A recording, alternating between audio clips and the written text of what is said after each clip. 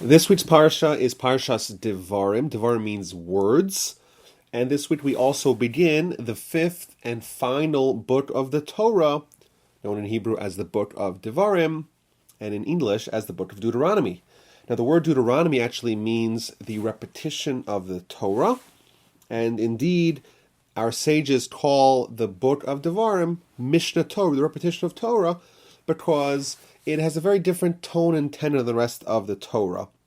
It is essentially a repetition of a lot of the core principles and mitzvahs that we've seen already prior, and now that the Jewish people are on the doorstep of Israel, it begins its 37 days before the death of Moshe, and he's imparting them with the lessons, with the wisdom, with the insights, and with the instructions that are going to be needed for their entry into Israel and their reintegration into the normal rules of life. You know, in the desert, during these 40 years, they're living what's known as a supernatural way of life. God is involved with them intimately, directly, every single day. They're eating manna, and they're consuming they're eating the manna, and then they're having the water coming out of a rock, and they have Moshe who has a direct link with God. All their physical needs are addressed, and all they need to do is worry on the spiritual needs. That's not a normal way of living, and that's indeed not the intended way of living.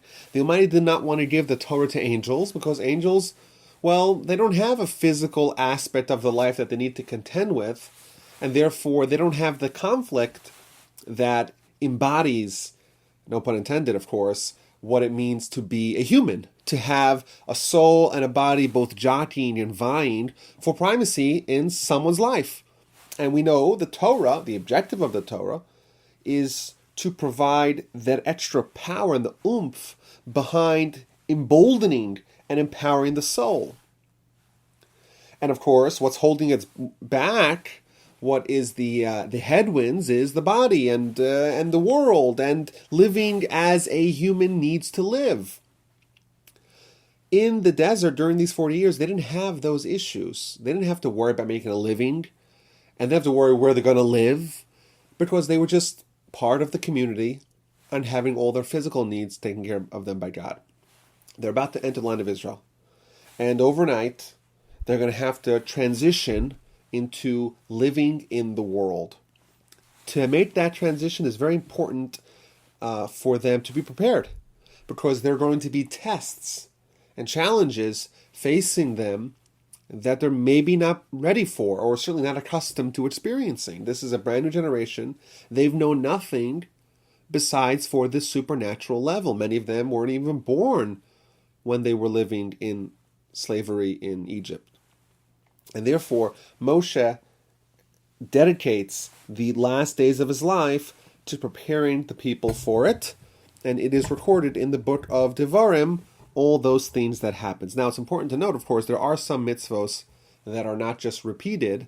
In fact, of the about 200 mitzvos, over the 100 mitzvos that are in the Book of Devarim, roughly 70 of them are completely new, and many of them are repeated, sure, but most of them are new. So I want to start with the Ramban. The Ramban has an introduction to the book, as he does for every book in the Torah, and he really kind of positions what the Book of Devarim is about. He starts, HaSefer Hazeh, this book, its matter is known, it's the Mishnah Torah, the repetition of Torah. Yivaer bo Moshe Rabbeinu, Moshe will clarify to the generation that's entering the land the majority of the mitzvos that are needed for Israel. And the Ramban begins by addressing a question: how come the mitzvos pertaining to the Kohanes and the Levites, given to us primarily in the book of Leviticus, are not repeated?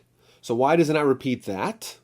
He says, well, the Kohanim, they are very assiduous, and therefore you don't need to repeat them once it was told once. However, with the general population, it's prudent to repeat the mitzvos that are going to be relevant to them, sometimes to increase the understanding. Maybe they got the mitzvah, but it wasn't so relevant to them, so they didn't understand the exact details of the mitzvah. Or perhaps other times it is to add a stern warning for that they should be prepared for all the possibilities. And the Ramban notes that many of the themes in the book are going to be relevant to avodah zarah, to idolatry. That's going to be a huge issue that the nation will have to contend with once they're in the land. And therefore, it's important for them to be ready to face and confront this formidable challenge. Additionally, says the Ramban, there's some mitzvos in this book that weren't mentioned at all. For example, Yibum, Levirate marriages, Motzi Shemra, when someone claims that his wife was unfaithful, divorce, matters of false witnesses, and he gives a whole list and it says etc. at the end. Now, he points out something very important here. He says these mitzvos were originally given at Sinai during the first year of the Jewish people's travels throughout the wilderness, before the spies were sent out. And the Ramban is of the position that there were no new mitzvos given. The only reason why they show up over here is because maybe they weren't transmitted to the Jewish people, or it wasn't finalized in the Torah until now for a specific reason. Perhaps he suggests because these mitzvos are not going to be relevant to those that left Egypt, and therefore they don't need to be told it, or perhaps because it's not so common, and therefore he didn't mention it only to the generation that's entering the land of Israel. As a side note, it's interesting, among the lists of mitzvos that the Ramban here mentions, that he adds at the end, he qualifies, they're not quite common, is divorce. Which is interesting because divorce, I would say, today is quite common. And the Ramban says, well, it's so rare, it so infrequently happens, we don't need to tell it to multiple generations. And then the Ramban prepares us for the beginning, which is really relevant to our Parsha. And before Moshe is going to explain the Torah and the mitzvahs to the Jewish people, he's going to give them criticism and rebuke and remind them of their sins. How many times they rejected and rebelled against God, and how God, in response, treated them with nothing but kindness. And that is to demonstrate God's kindness and benevolence to the Jewish people, and also to prepare the nation that they should not return to behave in that terrible way, that sinful way as prior, and further to give them confidence that their future is bright. Why? Because someone may suggest, we can't inherit the land. Everyone sins after all. What happens when someone sins? The Almighty, with great fury, comes down upon him and punishes him. And there can be a feeling of hopelessness for someone, and particularly someone who has a keen understanding of the palpability of the existence of the Almighty, for someone to say, I just give up. There's no way I could do this. I'm a sinner and I'm trying hard, maybe, yes, but it's hard for me to free myself of this way of life. And therefore, Moshe tells them that and demonstrates them that your forebearers, your fathers in the wilderness, they sinned and repeated multiple times. But the Almighty, in his kindness and in his mercy, he forgave them. And he provided an avenue for atonement. And so too you, the children of those people, you should be aware, and this is an important lesson for you to take with you, you too, if you sin, you can and you ought to repent, and the Almighty will accept that. And the Ramban, just as a side note here, he he invokes a theological understanding that is evident in Jewish philosophy, that the Almighty has different ways of treating us. It's known the midos of God, the characteristics of God. Of course, this is not describing God himself. This is describing the way God treats us.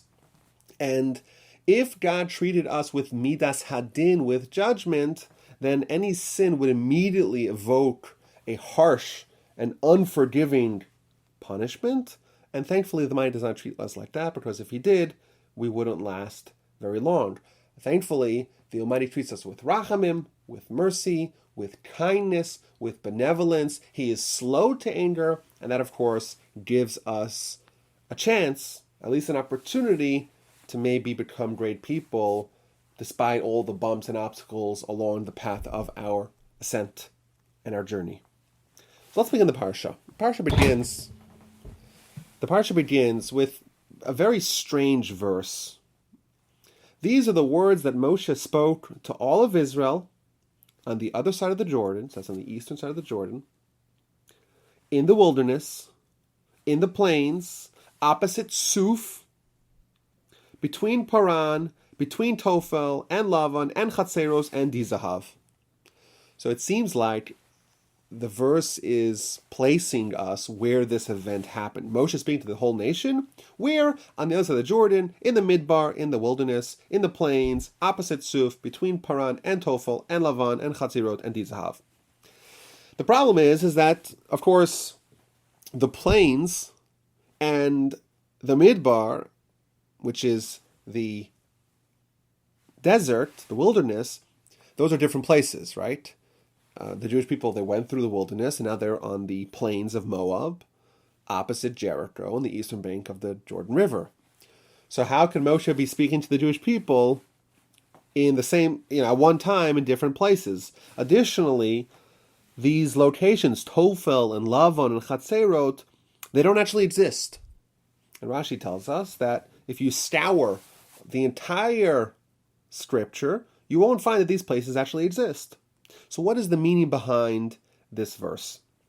So Rashi, of course, peels the veneer and actually describes an entire lesson, an entire lecture, an entire discourse that Moshe is giving them simply in this word, in this verse, in this sentence. Rashi tells us everything Moshe is telling them right now is words of critique and rebuke, but he's doing it in a veiled, in a concealed, in a subtle way. The honor of the Jewish people is at stake. They're being attacked, so to speak, or at least their misdeeds are being remembered or being mentioned. And therefore, Moshe does not want to do it brashly. Moshe doesn't want to make huge, bombastic announcements to point out with great detail the misdeeds of the Jewish people. Instead, what he does is he hints at it. So, for example, Rashi tells us that in this verse, Moshe is telling them that they complained in the Midbar, right when they left Egypt. Oh, if only we could die, number one. Number two, Moshe is invoking the fact that they sinned with the idols due to the daughters of Moab in the end of the Book of Numbers, where the daughters of Moab, they seduced the Jews first to sin and finally to commit idolatry. Further, Moshe is invoking the sins of their fathers by the splitting of the sea. When the Jewish people were trapped, they were cornered, they had no place to escape. What did they tell Moshe? Are there insufficient graves in Egypt? You took us out of here to die? We couldn't die there? And that is Mul Sof, Ben Paranu Ben Tophel. What does that mean? That's invoking the sins when the Jewish people were complaining about the manna. And they said, oh, who needs this? This is so terrible. Further, when they sinned with the spies. And Chatzerot, well, that refers to the sin and the rebellion and the mutiny of Korach. And finally, Di Zahav. Zahav means gold. That refers to the golden calf. Thus, Moshe, in this first verse, he is spinning the whole tale here of critique of the Jewish people and going through their history since they left Egypt until now and pointing at every location where the Jewish people sinned. But it's all hidden as if this is what where Moshe is speaking, what really it's what Moshe is speaking, but also it's done in a very hidden way. And I think this is maybe one of the themes of the Parsha, maybe perhaps the theme of the book, that Moshe is trying to give criticism to the nation. But why does someone give criticism? It's possible that someone could give criticism to show how good they are and to virtue signal and to say, look at me, I'm good and you're bad. You're a sinner, and I could detail with precision, outline, and delineate all your sins.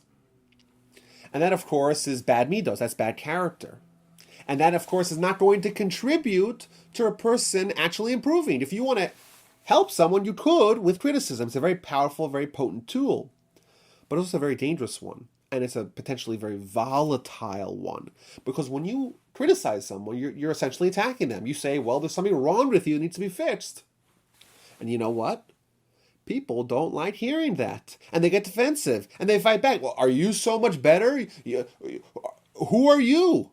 Why are you being sanctimonious? Look at you. You're a hypocrite. You've done worse things. And you're so clean and you're so pure and you're so special. That is the knee-jerk reaction to all criticisms. Moshe here is showing us how to do criticism. He is not attacking the nation directly, firstly. The criticism is all veiled. And we'll see further, Moshe is going to describe it in a way that is so non-confrontational or so possible, at least, for it to be accepted. The Talmud tells us that we have to rebuke someone if they're going to accept. If they're not going to accept, then we must not rebuke them. What this means is that there's two kinds of rebuke. There's rebuke where someone just feels good when they are able to denigrate someone else, and that's a sin. And you know what?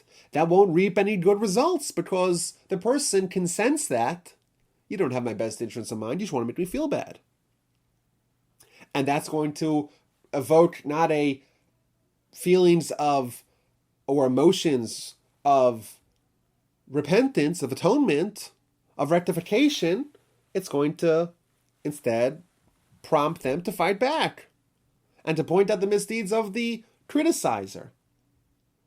And then there's constructive criticism. Criticism that actually contributes to someone behaving in a different way. Not recoiling, not lashing back, instead accepting it and being able to internalize and ingrain the lessons within them and actually changing.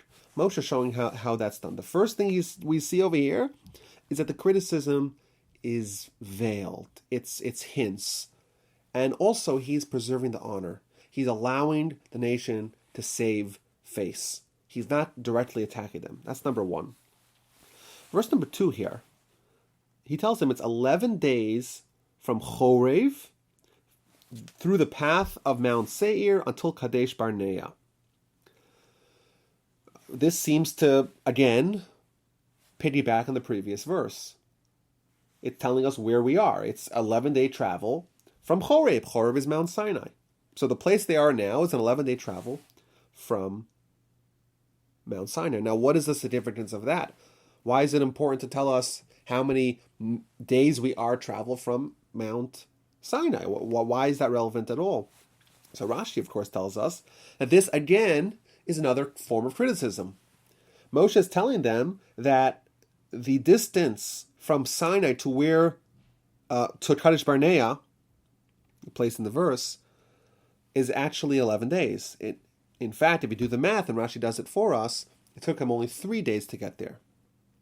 Or what Moshe is telling them is that they had a golden opportunity to capitalize on Sinai, on a nation achieving its apex, where the entire nation experienced prophecy at Sinai, and they could have right away waltzed into Israel, and all of history would have been different. And Moshe is telling them, well, it's 11-day travel from Chorev till Kadesh Barnea. It took them 3 days. What he's essentially telling them, again, via this circuitous hinting method, is that they were on the doorstep of Israel, and they didn't need to have this 40-year sojourn throughout the land, throughout the wilderness. They could have right away reached their destination. But of course, they lost it because of their sinning. Now, what's astonishing about this is that Moshe is not only is he not pointing out, telling them, you had it, you could have had it, but you lost it. He's actually describing the estimated length of the journey, not even the actual length of the journey. Again, we see Moshe is not directly attacking them. He's trying to do it in a very subtle way. Now, I also think that, who is he talking to? We read at the end of Numbers that all the people that left Egypt, that were there at the sin of the spies, they've all passed. And he's talking to their children. So you would think, if someone is being criticized of their behavior, well, then they're defensive. But if someone's being criticized on the behavior of their forebears, maybe then they'll accept it. So why is Moshe tiptoeing around this criticism and telling them, oh, you could have done this, you could have had... This is not relevant to them. It's all the things that happened to their fathers. I think this, again, demonstrates the point that Moshe was very wary of giving harsh and direct criticism, even if the criticism was not directly related to the people he was discussing, and it was only directed to their fathers. If someone attacks your father, you get defensive as well. Maybe not quite as defensive as you would if they were attacking you, but you get defensive nonetheless. And when you get defensive and you put up your resistance to accepting it, it's less likely to achieve its goal. Moshe wants to make sure that this is so critical. What Moshe wants to convey here, he wants to make sure that all potential obstacles towards stopping him from achieving his objective are removed. And it was, continues the verse, in the 40th year, on the 11th month, on the first of the month, Moshe speaks to the Jewish people everything the mighty instruct him to do, after he had smitten Sichon and Og, all those nations that were perilously standing in the way of the Jewish people. Again, why is it significant to be told when this happened? Why is it critical to tell us that this happened right after they captured and conquered Sichon and his nation, and Og and his nation? Because Moshe did not want to come off as someone who's just criticizing for criticizing's sake. It's very easy for someone to armchair psychologist someone else. What do you have to lose, of course? And that person who is the potential recipient of that, they sense that and they know that. And therefore Moshe wants to show, I care for you. I am invested for you. We're working hard for your benefit. I'm not just criticizing you for my own, to feel good about myself.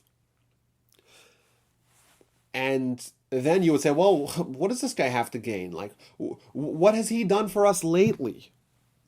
And therefore Moshe is only going to tell this right after he does the biggest favor for them.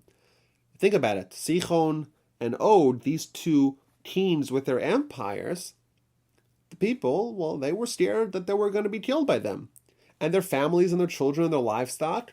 This was a massive military threat. And comes along Moshe, with his leadership, and they totally wipe the floor and destroy these enemies, these threats. And of course, the people naturally are grateful, and they recognize how much they have to be appreciative of Moshe. Then Moshe realized, when they're grateful to me and they recognize what I do for them, now maybe I have an opening to give them a little words of rebuke. Now they cannot claim, this guy, this Moshe, what has he done for us?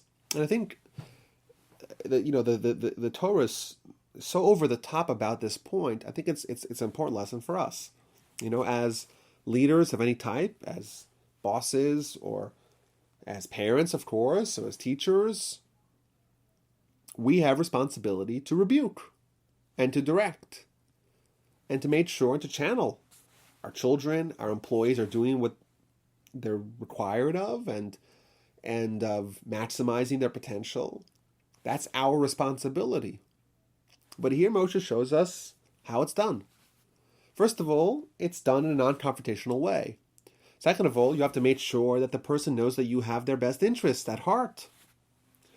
Thirdly, Rashi tells us, there's an amazing Rashi here.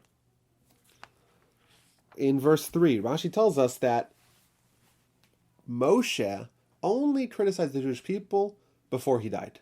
He delayed. He could have done this 30 years prior, but he delayed it right before he was going to die. That's when he criticized the nation. Why? So Rashi gives a few reasons. First of all, not to criticize them multiple times. To be the recipient of criticism, it's a very painful experience. And if that repeats itself, then maybe there is a reason to suspect that the person does not have my best interest, the giver of the criticism does not have my best interest in mind, they just want to berate me and castigate me. Therefore, you criticize once. Moshe withheld criticism until he was about to die, to make sure that he wouldn't do it twice. And furthermore, to not continually embarrass them. Right? If Moshe knows he's about to die, he's not going to see these people for that much longer. They won't have to avoid him every time they meet. And when someone is criticizing another person, they're bringing to the surface the fact that the other person is not good or their deeds are not good. Now, every time they meet, it's almost as if this wound is being once again erupted and brought to the surface. And that's not fun. And that's not pleasant. Moshe says, I'm about to die. They won't see me for that much longer. Now I can mention it. And finally, Rashi says something very surprising. Rashi says, Moshe learned a lesson from Jacob. All the way at the end of Genesis, Jacob, he gathered his sons. He was about to die, gathered his sons, and gave them criticism. He says, Moshe, I am going to take a page out of Jacob's book and also not rebuke the nation until I'm about to die. But Rashi says something very astonishing.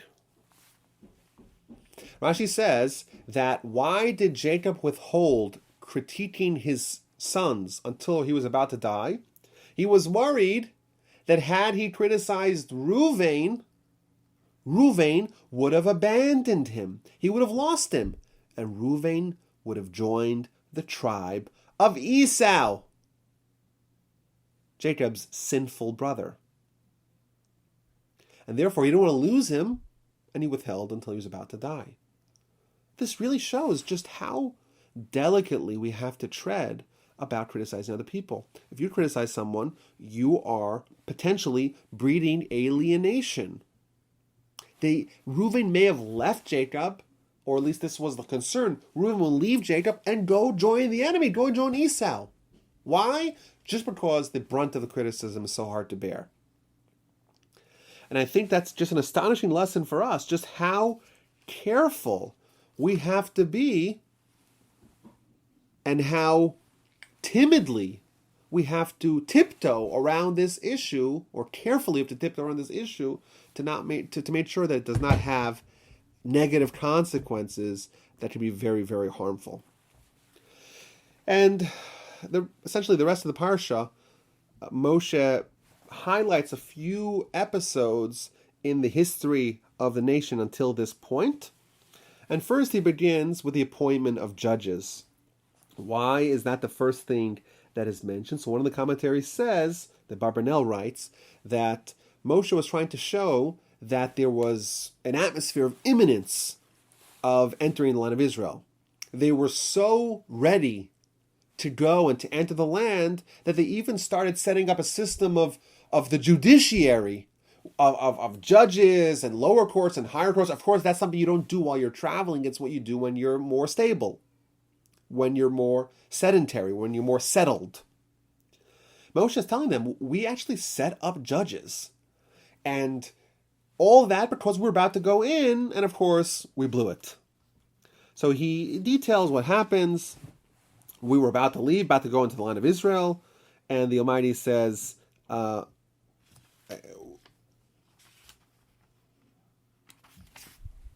Moshe says to the people, I can't carry them alone. I need to have my lieutenants. And Moshe says, I took the heads of the tribes, wise people, known people, people that are of righteous character, who are going to dispense judgment between man and his fellow, and provide the judicial needs of the nation. And it highlights what the roles of a judge are: to not show favor or favoritism in judgment, to judge the poor person, the small person, and the large person, the great person alike, to not be afraid of anyone. If you see the mafioso coming in and you start cowering in fear, don't be fear of anyone, be fearful of God, but not of man. And he gives the responsibility of adjudicating the more minor questions to the lower courts, and the harder questions come to him. That's the first episode that Moshe mentions here.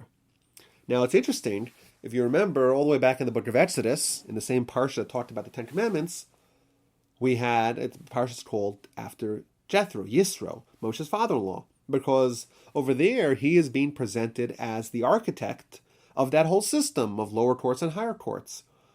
And the Ramban here ponders the fact that Yisro, in our rendition in the Book of Devarim, where we have the description of the same event, Yisro is unmentioned. So the Ramban gives a few answers. First of all, he says perhaps Jethro was humble, and he didn't want his accomplishments to be broadcast to everyone. So maybe, Jethro can make a suggestion in the back room, so to speak. But when Moshe is speaking to the entire nation, Jethro did not want his name to be publicized. And I think it's perhaps ironic that if Jethro did not want his name publicized, yet the Torah in the Book of Exodus names a parsha after him, and he's a big player.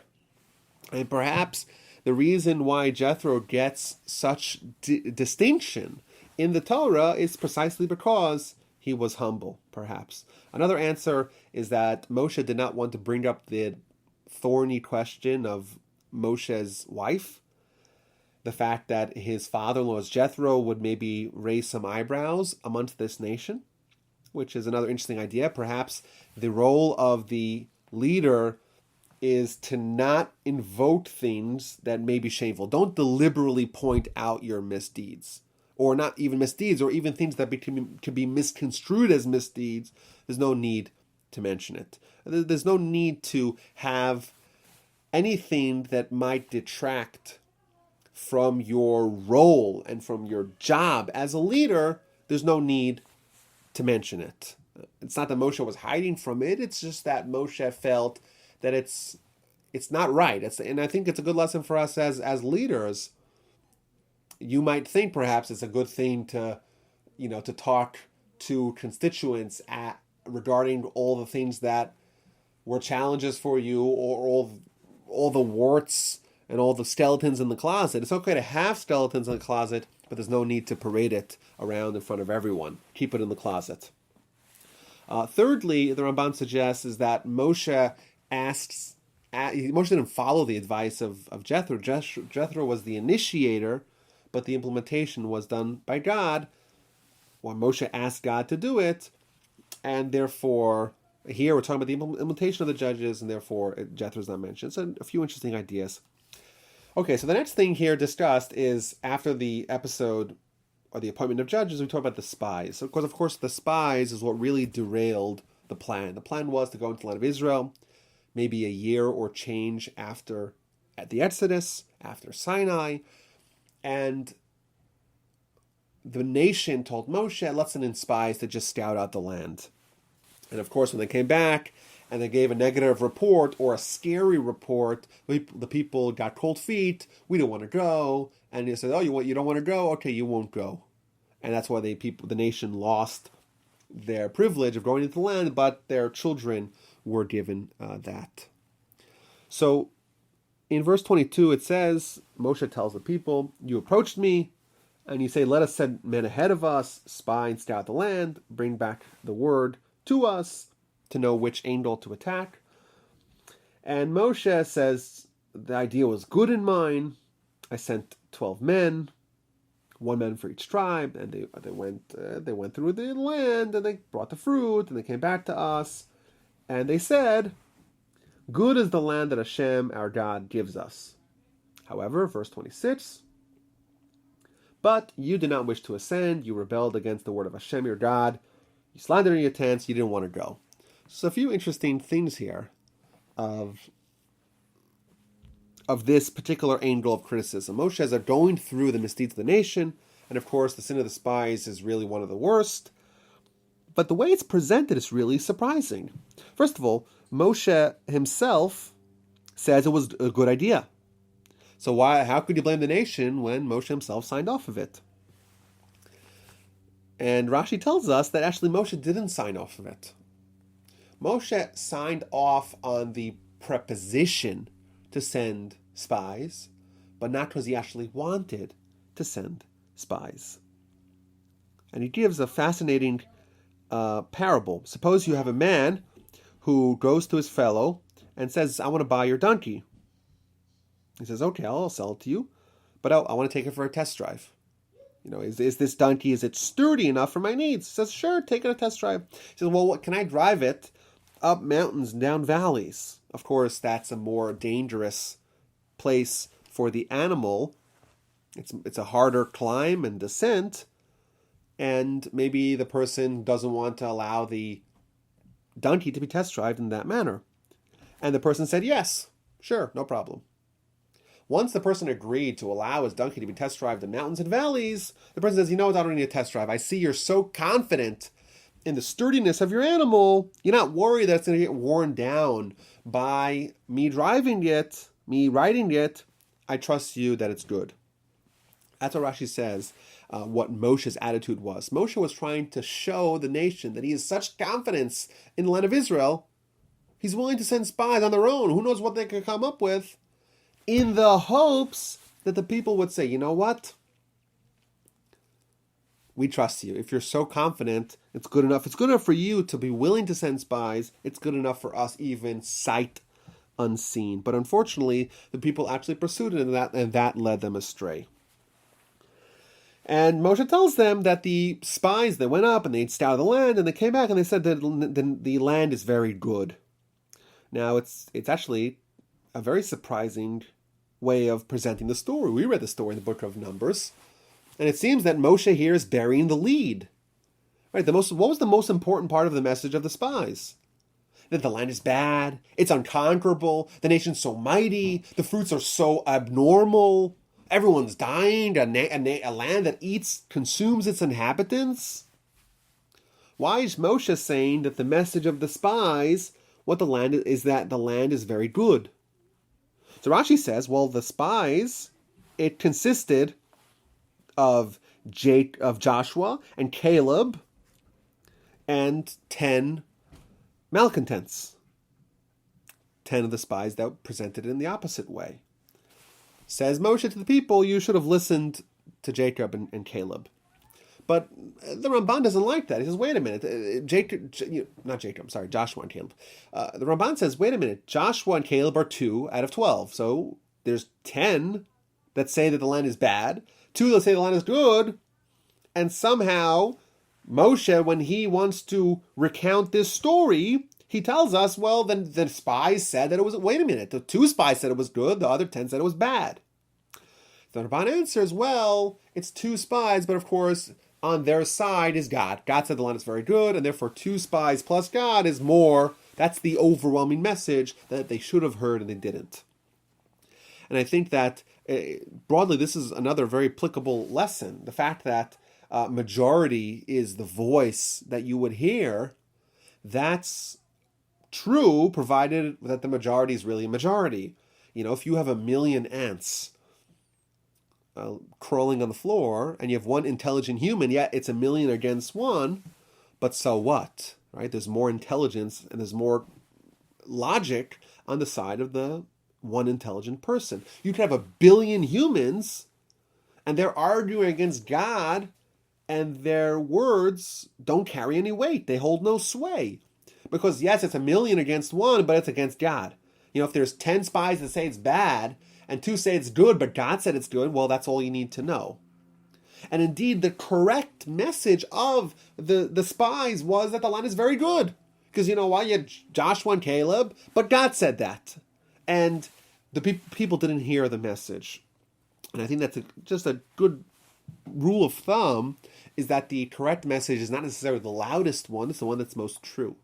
And if therefore the message says Moshe that they should have heard from this report of the spies, but the land is very good. And Moshe tells them about the consequences of the spies. As a result, the fact that they didn't want to go into the land, therefore they lost the opportunity, and they were given the punishment and the pledge. God says not 1 person from this generation will see it, with the exception of Caleb and Joshua. And Moshe points out, I also lost out. I'm going to be replaced as well with Joshua. And the people were, of course, devastated when they heard that, and they were told, well, you got to turn back. We're going to have to go through now this long, arduous 40-year journey in the wilderness.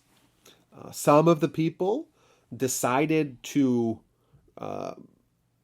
just go with it and to try to conquer Israel alone without God's support. And of course, we know the story. They were absolutely destroyed in warfare by the Amori nation. And the verse continues by telling us that where they lived in various places during those 40 years, they went into the wilderness, back to Yam Suf, heading further south, and they were surrounding and circling Mount Seir for many days. And the rest of the parsha is going to deal with various, precepts of their interactions with their enemies during these 40 years. So first of all, God tells Moshe that Esau is untouchable. Command the people, saying, "You're passing through the boundary of your brothers, the children of Esau, who live in Seir. Don't be fearful of them, but also don't provoke them. I'm not going to give you the land, and even the right to step your foot in the land, because it belongs to Esau, not to you." You remember in the book of Bereshis, there was in Genesis there was the clash between Jacob and his brother. Jacob was given a bunch of stuff, but Esau was given stuff as well. One of the things here is that his land is untouchable. And Rashi actually tells us an alternative understanding is that his land is untouchable until the Messiah comes. However, when the Messiah comes, then his land will be ours. Now, it's an interesting idea that's brought elsewhere in the Torah and the Talmud, is the fact that when God gives something to someone, no one else can change it. The Talmud tells us that if God decides that one person will have one thing, well, no one else can deduct from that. A person cannot touch what is prepared for his friend as much as a hair's breadth, and additionally, a nation can't deduct from what belongs to his friend as much as a hair's breadth. And therefore, the land of Esau is untouchable for us, at least until Messiah comes. Similarly, the land of Moab, verse 8, don't distress with Moab, don't start up fight with them, because they come from from Lot, and therefore, because they come from Lot, and it belongs to them, Lot did some righteous things, therefore don't attack them. And finally, verse 17 details all the various nations and the various attacks. So first you have the Ammonim and where they are and great and populous people, as tall as giants. Hashem destroyed them before you. And the Avivim, another nation, and the nation's told to go and cross the land, and the mighty will destroy the king of Heshbon, Sichon, the Amorite, and his nation, and do start a war with them. And it details all the various wars that were told to us in the book of Numbers as well. And it goes through the conquest of Og, and it also talks, and interestingly, another theme is the fact that in Jewish warfare is always a last resort. We don't want to have war. We're not a nation of fighters. Well, we are a nation of fighters, but we're not a nation of violence. And here it's interesting, in verse 24, Moshe makes peace overtures to the nation of Moab, and when that doesn't work out, then of course there is war. And the Ramban here tells us that even the 7 nations that actually lived in the land of Israel, first, and the verse tells us that Lo techaya kol hashama, you have to destroy them all. Still, we first offer them peace terms, because that's what we do. Finally, the parsha ends with the description of the land, newly conquered land on the eastern bank of the river, and how it was given as an inheritance for Reuven and Gad, like we saw last week, and half of Menashe. Finally, the parsha concludes, I commanded Joshua at the time, saying, your eyes have seen everything Hashem, your God, has done to these 2 kings. So too the Almighty will do for you once you cross over the land. Don't be scared of them. Don't be fearful of them. For Hashem, your God, He will wage war for you. Essentially, the parsha doesn't really talk about a lot of items. It is the minor criticism at the beginning, and the recounting of the episode of the spies, the appointment of the judges, and the various wars on the eastern bank of the river. I want to just add before we conclude, in the Bible criticism, there is one of the strands of their argument to question the legitimacy of the Torah is the fact that the Book of Deuteronomy has a little bit of a different tone and tenor to it. And I think if we just read it, and you read the first verse and the first couple of verses that introduces what it's about, you'll see that the answer to that question is right there before us. The first 2.5 sections of Deuteronomy are essentially a monologue that Moshe is giving to the nation to prepare them for entering the land. Now, why is Moshe's words entering the Torah? You know that we believe, the Talmud tells us, that if any Jew that believes that Moshe wrote the Torah, then they are questioning a core principle of Judaism. Judaism says the Torah is the product of God. God's the author. Moshe, maybe he's the scribe, he's the typist, he's doing the transcription work, sure, but he's not the author of the content. Well, here we see Moshe giving a speech in the Torah, and this is Moshe's words, right? So why is it in the Torah? And the answer is because God tells Moshe, take that speech that you gave to the nation and include it in my book. Thus, the book is the Almighty, but it has a quote from Moshe. So those words actually originated by Moshe. So is it very much of a shock to say that Moshe speaks a little bit differently than God? Of course, that does not imply that there's different authors. The author is still the same, but the Almighty is pulling a quote from Moshe. Next week, Parshas Va'eschanan, we will continue Moshe's great monologue to the nation, and we're going to see some very iconic parts of the Torah next week, God willing. Thank you.